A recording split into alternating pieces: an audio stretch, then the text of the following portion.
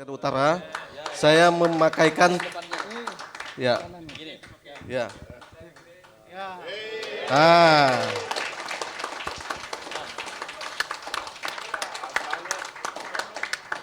jadi amanahnya sudah disampaikan langsung ya. Bagaimana kita lihat ketua memakai langsung singal khas Kalimantan Utara. Bismillahirrahmanirrahim. Assalamualaikum warahmatullahi wabarakatuh. Rekan-rekan sekalian, para kader Partai Golongan Indonesia, terutama di Provinsi Kalimantan Utara.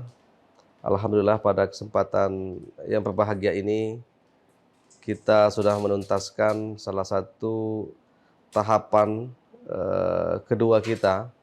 Setelah dulu kita menyelesaikan tahapan pertama kita berdirinya sebagai sebuah partai politik yang berbadan hukum. Untuk fase yang kedua ini, alhamdulillah khusus kita di Kalimantan Utara sudah bersama-sama kita menyelesaikan pemberkasan perpol kita, guna ini menjadi satu syarat insya Allah secara administratif Partai Golongan Indonesia akan mendaftarkan diri sebagai partai peserta pemilu pada bulan Agustus nanti. Nah, secara resmi semalam kita sudah selesaikan dan alhamdulillah semua kepengurusan dari tingkat DPW di 5 kabupaten kota, 5 DPD kita ikutkan semua, alhamdulillah lengkap. Begitu juga kepengurusan tingkat DPC dari 54 kecamatan kita ikutkan 38 kecamatan, artinya 38 DPC. Kalau kita persentase kurang lebih 70% DPC yang kita ikutkan. Berikut juga dengan kelengkapan pemberkasan yang lainnya, insya Allah lengkap dan diterima lengkap oleh tim Pokja DPN. Nah, dalam hal ini saya mengerti sekali bagaimana kemudian proses ini berjalan, karena kita mengawal semua perjalanan ini dalam beberapa bulan terakhir ini. Memang yang menjadi tantangan kita di Kalimantan Utara ini adalah dengan luasnya jangkauan geografis, walaupun kemudian 5 kabupaten kota, tapi secara jangkauan jelajah medannya cukup menantang. Contoh kayak misalkan di Kabupaten Malinau, kalau dari segi luasan itu 2 kali, kurang lebih lah seperti Jawa Timur atau Jawa Tengah dari sisi geografisnya. Cuma kemudian penduduknya cuma hanya 82.000. Nah, dengan jumlah penduduk 82.000 itu nyebar di semua 15 kecamatan.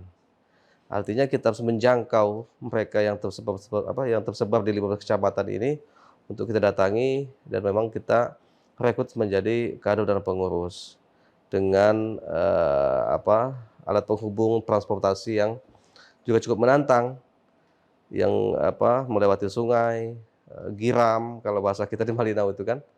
Kemudian kita harus pakai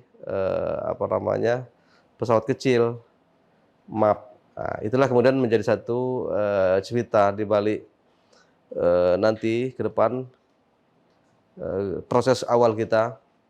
Dan bukan hanya ini kita lakukan, tapi sejak kita melakukan pemberkasan sebagai badan hukum, kita juga lakukan itu gitu.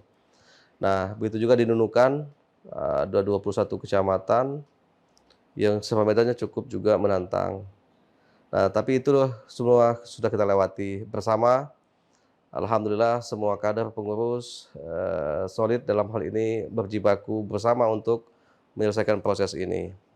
Nah, dalam hal ini saya menyampaikan dengan teman-teman semua DPW Partai Golongan Indonesia dan seluruh pimpinan DPD, DPC, bahkan kemudian di PAC, proses kedua ini insya Allah kita akan lewati, kita lampaui dengan cukup baik, pun kemudian tenaga, pikiran, bahkan kemudian sumber daya semua yang kita keluarkan, ini kalau saya pikir hanya bisa ditukar dan ditebus dengan kemenangan yang real.